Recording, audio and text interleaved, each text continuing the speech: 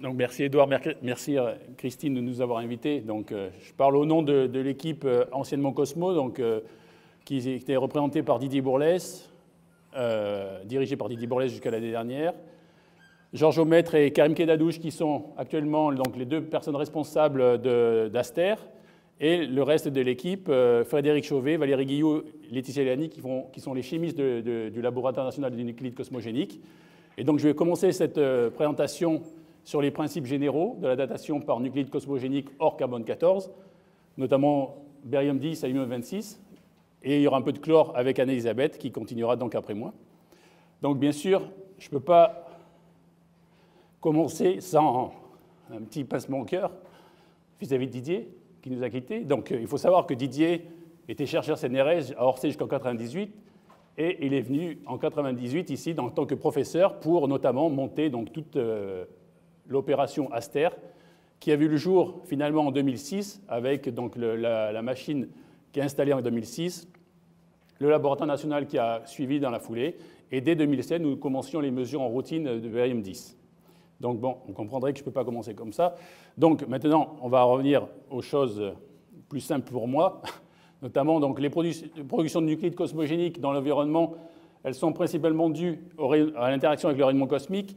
Rayonnement cosmique qui vient de l'explosion de supernovas, donc de l'espace, rayonnement cosmique hautement énergétique, et une petite partie moins énergétique qui est due au Soleil, qui vont fournir des particules, des neutrons et des protons, et des particules alpha qui vont rentrer dans l'atmosphère terrestre. Et lors de cette entrée dans l'atmosphère terrestre, elles vont interagir avec les atomes de l'environnement terrestre et créer une cascade nucléaire avec des particules moins énergétiques. Et lors de ces interactions, on va d'abord avoir une production donc, de nucléides cosmogéniques dans l'atmosphère, que j'appellerais atmosphérique, et une partie de ces particules donc, secondaires vont avoir assez d'énergie pour traverser l'atmosphère et induire dans les roches de la surface terrestre donc, des réactions de spallation notamment, qui vont créer à l'intérieur des minéraux donc, des réactions qui vont créer des nucléides cosmogéniques, comme le barium 10 et l'aluminium 26 à partir du silicium et de l'oxygène dans le quartz, le chlore 36 principalement dans les carbonates à partir du calcium, mais aussi à partir du potassium ou du calcium dans d'autres roches comme les laves. Et donc les trois éléments, chlore, beryllium, aluminium, sont étudiés au laboratoire au CEREG, tandis que l'hélium et l'hélium 3 et le néon 21, qui sont des cosmonucléides mais des gaz stables, sont plutôt utilisés donc, au CRPG avec un ancien thésard de Didier, qui est Pierre-Henri Blard. Donc, une fois l'échantillon collecté sur le terrain, il y a un gros travail de chimie de préparation. Donc là, j'ai pris un exemple du barium 10 et de l'aluminium in situ. Donc pour ceux qui ont fait la visite, hier, j'ai présenté ce poster. Donc le but, c'est d'isoler donc, les éléments beryllium, aluminium de la matrice siliceuse afin d'arriver à des creusets contenant des oxydes, donc de beryllium ou d'aluminium, qui sont calcinés à 700 degrés pendant 1 heure pour être mis ensuite dans des cathodes et être mesurés à Aster. Donc Aster, c'est la partie du laboratoire national qui fait les mesures de cosmonucléides. C'est un spectromètre de masse, donc vous avez donc une source, enfin deux maintenant, on va y voir plus tard, avec des aimants qui permettent de sélectionner les masses des atomes qu'on veut étudier. Et comme ces éléments sont mélangés avec des isobars, c'est-à-dire des éléments qui ont la même masse que l'élément d'intérêt, par exemple le bore 10 a la même masse que le barium 10, le chlore 36 a la même masse que le soufre 36, on est obligé non pas de regarder la masse, mais aussi de faire une interaction avec le noyau de ces éléments. Et pour cela, on a besoin d'énergie. Et donc, au centre du spectromètre de masse, on a cette grosse bonbonne de gaz qui est en fait l'accélérateur. Donc les particules sont accélérées une première fois, rencontrent au centre de l'accélérateur un gaz, de l'argon, qui va détruire les molécules qui arrivent de la source, et à partir de cette destruction, on va créer des cations positifs qui vont être accélérés une deuxième fois, donc du centre de l'accélérateur vers la sortie, pour être ensuite créer un faisceau qui va être étudié pour compter les atomes d'intérêt. Donc dans le cas d'Aster, on mesure donc le couple barium 10 qui est le cosmogénique sur son stable barium 9, le 26 cosmogénique sur le 27 qui sont stables. Et pour le chlore, bon, j'ai mentionné que le 36-35, mais on mesure aussi le 35-37 qui permet le calcul de la concentration en chlore naturel des échantillons étudiés. Donc les rapports isotopiques majoritairement mesurés vont de 10-10 à 10-16 pour les blancs machines. Donc Aster, plus particulièrement, nous avons deux sources. Donc demain, je vais vous faire une présentation à la place de Karim Kedadouche concernant donc, les évolutions technologiques d'Aster. On a deux sources. La source historique, on va dire, basse intensité, qui nous a été livrée en 2006, et une deuxième source livrée en 1995, qui est une source haute intensité qui permet d'avoir plus de courant et qui est utilisée actuellement pour le beryllium et l'aluminium. La source 1, comme on appelle ici, la source historique, et n'est gardée que pour le chlore 36. Bon, et ici, cette image, hier, j'ai eu des gens qui disent « Ah, c'est super de voir l'intérieur », mais bon, en général, on n'aime pas, nous, ici, voir l'intérieur, ça veut dire qu'il y a un gros problème. Donc là, c'était, je pense, que lors de l'installation, donc vous voyez que la partie accélératrice donc, est formée de… Donc ça fait comme, j'appelle ça un squelette de baleine, avec au centre le terminal où il y a la haute tension, donc Aster peut travailler jusqu'à 5 millions de volts, et la partie accélératrice de cette partie-là. Et au centre, on a un tube en verre qui est maintenu en équilibre et sous vide. L'ensemble du tube est dans un gaz SF6 sous 6 bars pour assurer l'étanchéité électrique de la machine. Donc là, une petite vue donc, de la roue de 200 échantillons dans lesquels sont disposés les échantillons. Donc les oxydes sont pressés dans des cathodes pour le cuivre, dans le cuivre pour le beryllium et l'aluminium, et dans des cathodes de nickel pour le chlore.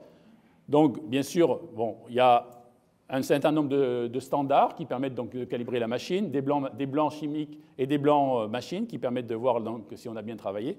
Et après, les inconnus. Donc, cette roue contient 200 échantillons. Donc, en général, on fait des mesures de l'ordre de 50 échantillons qui permettent donc, qui durent 2 jours. Et après, on passe à la mesure des autres échantillons. Donc, maintenant, donc, comme c'est l'objet de cette réunion, je vais vous présenter des applications donc, vers des temps lointains. Donc cette carte nous montre, bon, c'est une carte actualisée avec les principaux sites à hominidés sur lesquels nous avons travaillé. Donc c'est en bleu, en rouge et en orange. Et les sites en jaune sont les équipes concurrentes ou étrangères, des collègues, donc surtout américains, donc avec Daryl Granger.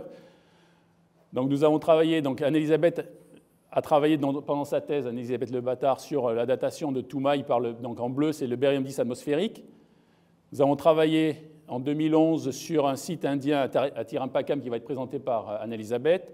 Et aujourd'hui je vais vous présenter donc, un site de Dungo en Angola et tout récemment, donc cet article a été publié donc, il y a 20 jours, accepté il y a 20 jours, donc vers le Gabon. On voyait que petit à petit on part des origines mais on va vers l'ouest cette fois-ci. Et je voulais mentionner aussi une collaboration avec Jean-Philippe Brugal qui a fait la présentation juste avant. Donc, on a eu l'année dernière, grâce à la fondation Arcaïa d'AMU, quelques euros pour travailler donc, sur la grotte de Minelviel et qui nous est en attente actuellement des données, des échantillons qui sont prêts à être datés. Donc, pour le barium-10, donc, on va commencer par le barium-10 atmosphérique, qui va nous amener à la datation de Toumaï. Vous avez vu tout à l'heure que le barium-10 atmosphérique donc, est formé dans l'atmosphère. Il va passer rapidement dans les aérosols et il va arriver sur Terre. Et petit à petit, va suivre les cours d'eau pour arriver dans les stockages sédimentaires, donc soit des lacs, soit dans les océans. Et pour pouvoir utiliser ce barium-10 comme outil de datation, on va être obligé de normaliser à son isotope stable barium-9. Et à la fin, on va pouvoir mesurer des rapports isotopiques 10 sur 9 naturels. Et grâce à cette mesure, on va pouvoir dater jusqu'à, théoriquement, 15 millions d'années. Donc là, c'est une datation qui est basée sur la décroissance radioactive. Et c'est cette application-là que je vais vous présenter dans la datation de Toumaï, qui a été faite donc, pendant la thèse d'Anne-Elisabeth Le Bâtard, qui a permis l'écriture de 2 ou 3 papiers. Donc, Toumaï, c'était un crâne qui a été retrouvé dans le désert donc, tchadien, dans l'ancien lac Méga-Tchad, avec des campagnes faites par Michel Brunet, régulièrement, et chaque année, il découvrait des nouveaux ossements ou des squelettes. Et l'objectif d'Anne-Elisabeth dans sa thèse, ça a été donc de dater ce crâne. Donc, sur le terrain. Alors bon, là c'est idéalisé, on voit des super logs, mais en fait sur le terrain apparemment c'était beaucoup plus compliqué que ça, avec du sable, et parfois il y avait quelques affleurements. Donc le gros travail a été d'abord d'essayer de corréler tous ces affleurements les uns avec les autres. Donc il a fallu creuser, donc identifier donc des échantillons possibles, et après donc, passer à la datation. Mais le problème qu'on a avec ce chronomètre beryllium 10 atmosphérique, c'est que donc, par décroissance radioactive, on part d'un point initial et au cours du temps, cette décroissance joue et on arrive à un moment donné avec une valeur actuelle. Et pour pouvoir dater, il faut partir d'un état initial qu'on appelle donc le A0, enfin c'est au temps du dépôt, il faut déterminer le rapport initial.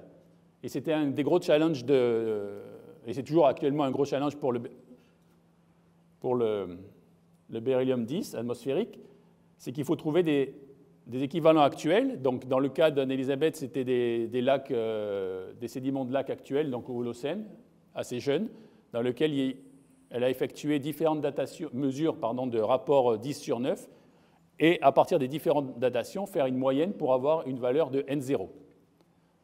Et à partir des âges, donc des rapports isotopiques mesurés dans les colonnes sédimentaires, remonter donc avec ce N0 à des âges pour différentes strates.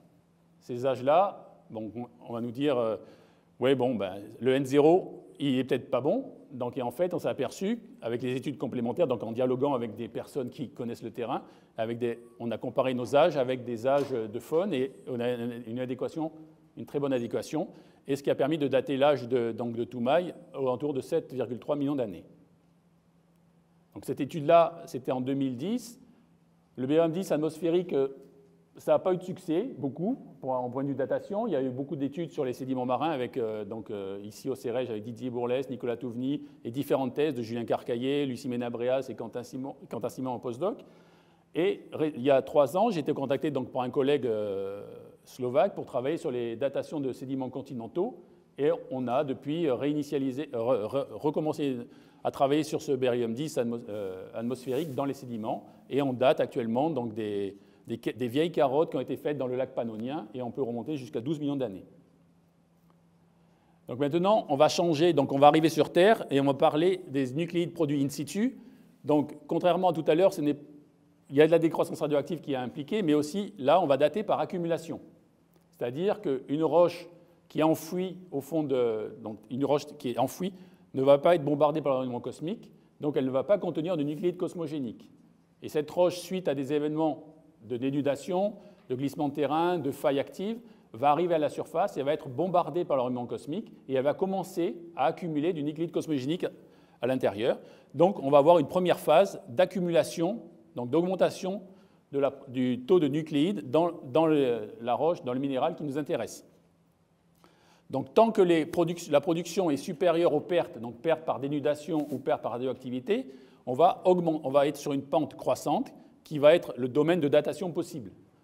Et à partir d'un certain temps, qui dépend de la dénudation locale, donc des pertes, on va atteindre une valeur limite qui est un plateau. Et une fois que le plateau est atteint, on ne pourra plus dater et on ne pourra que déterminer un taux de dénudation.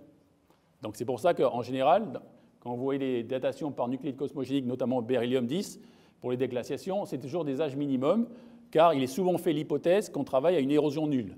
En effet, toutes ces courbes pour des gammes d'érosion différentes restent quasiment, on va dire, aux incertitudes près, identiques. Donc jusqu'à 20 000 ans, on peut dire que la dénudation a peu d'effet sur la datation.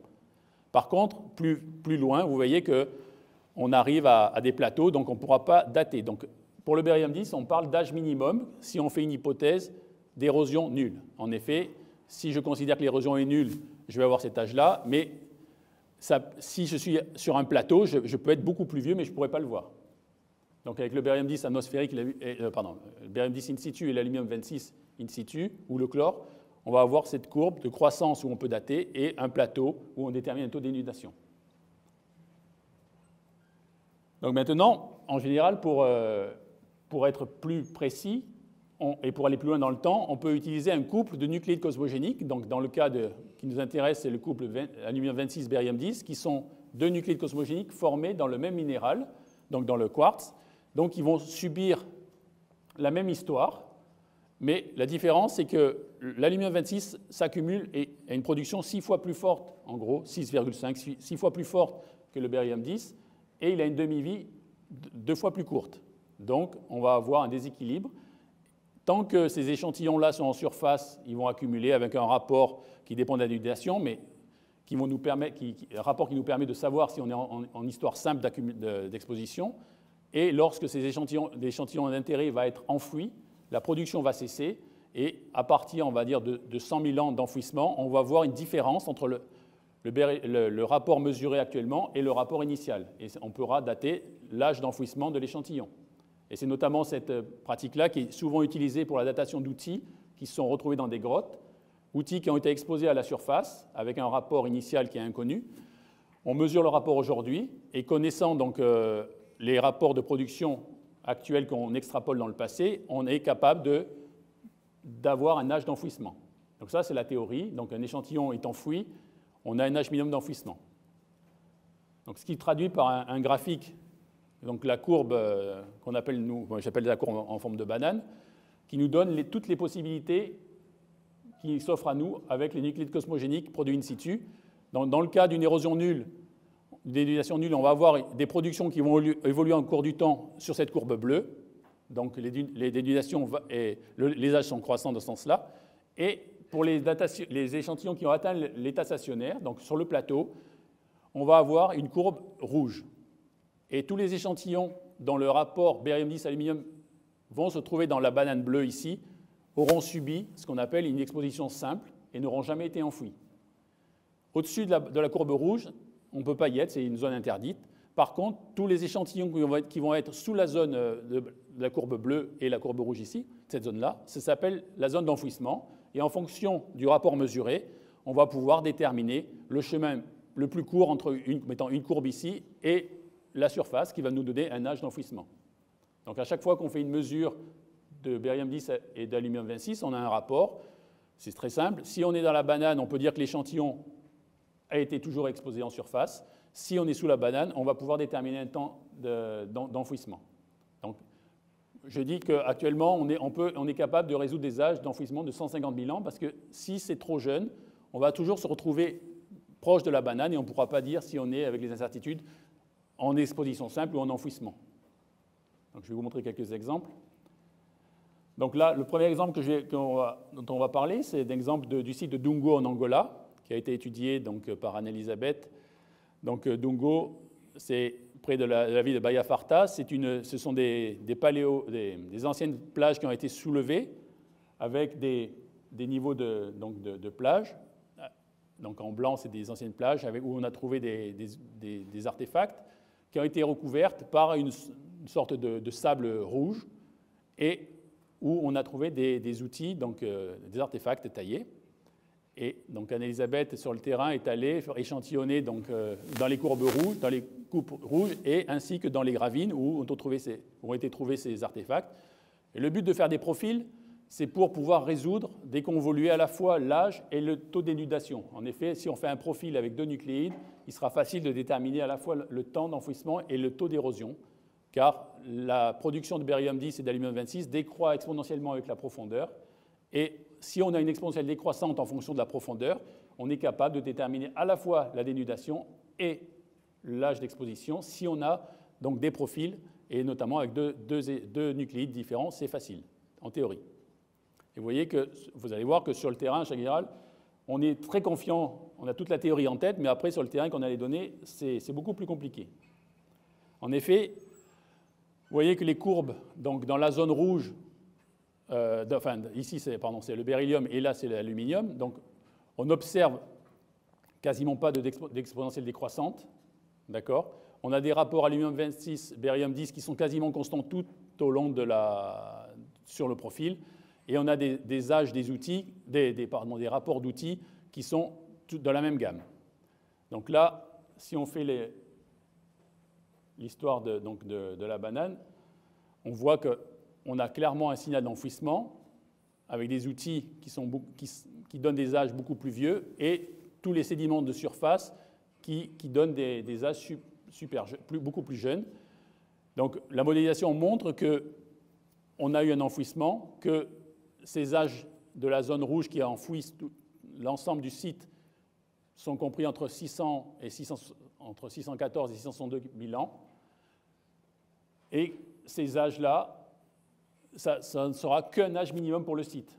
En effet, là, nous avons présenté des âges théoriques qui seraient les âges des outils si on considérait les outils avec leur rapport simple. Mais comme on est proche de la surface, à mon avis, vous allez voir dans le site suivant, on ne peut pas dire que ces âges-là ont 2 millions d'années, 1,6 ou 1,3. On ne sait pas ce qu'on date en fait. On peut dire simplement que ces âges-là sont plus vieux que 600 000 ans. D'accord? Parce que tous ces outils-là ont été trouvés donc, quasiment près de la surface et on ne peut pas appliquer la théorie de l'enfouissement simple.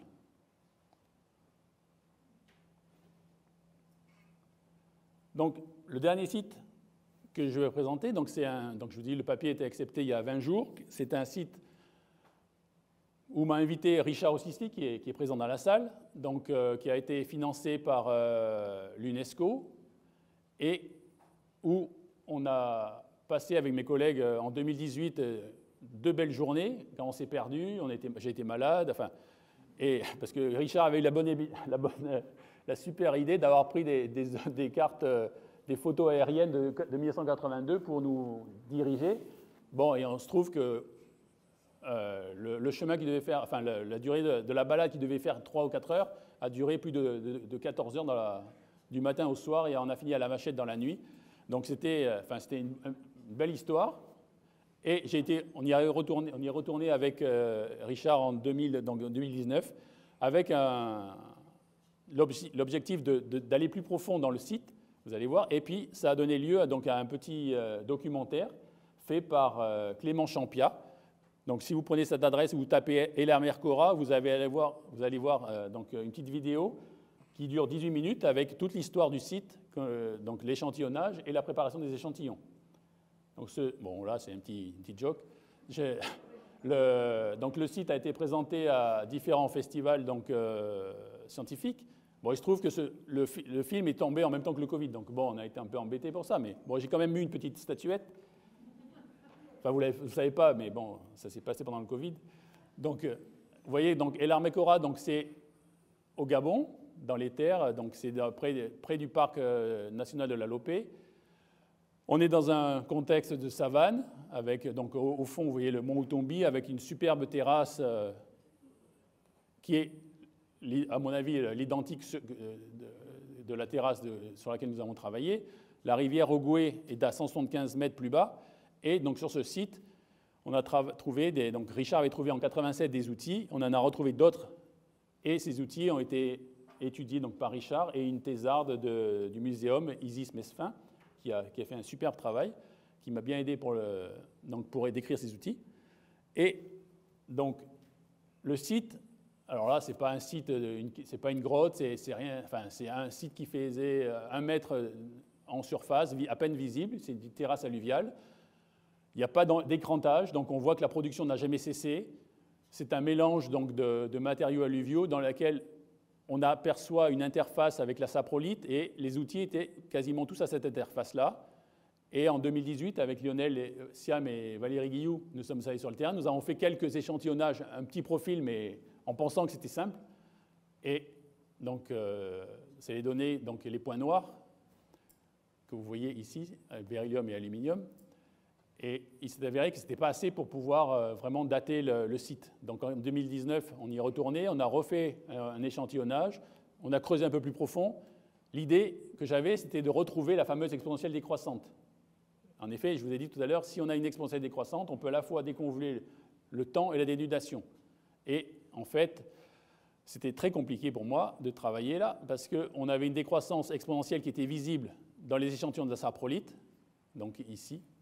Et en surface, c'était un peu mélangé. En fait, la conclusion finale à laquelle je suis arrivé, c'est que le site a été perturbé, non pas par des pédiments. Alors, je sais qu'il y a des personnes ici qui travaillent beaucoup sur les pédiments dans les latérites, mais là, on est sur un site très haut, perché. Il n'y a pas d'apports latéraux.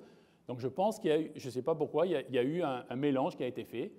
Et les modélisations, à la fois donc, de la saprolite profonde, d'un profil que j'ai fait au sommet de la colline qui revient en surface sur du sable non perturbé, nous permet d'avoir des âges minimums de 620 à 630 000 ans. D'accord? Donc, bon, je suis content d'avoir cet âge-là, mais c'est pas, j'aurais bien aimé avoir des âges plus vieux en fait, mais vraiment bien contraint en disant, voilà les outils qui ont été mesurés. Donc les outils, c'est les étoiles ici. Les outils ont cet âge-là. Mais en fait, là, honnêtement, je ne peux proposer qu'un âge minimum, comme tout à l'heure à Dungo.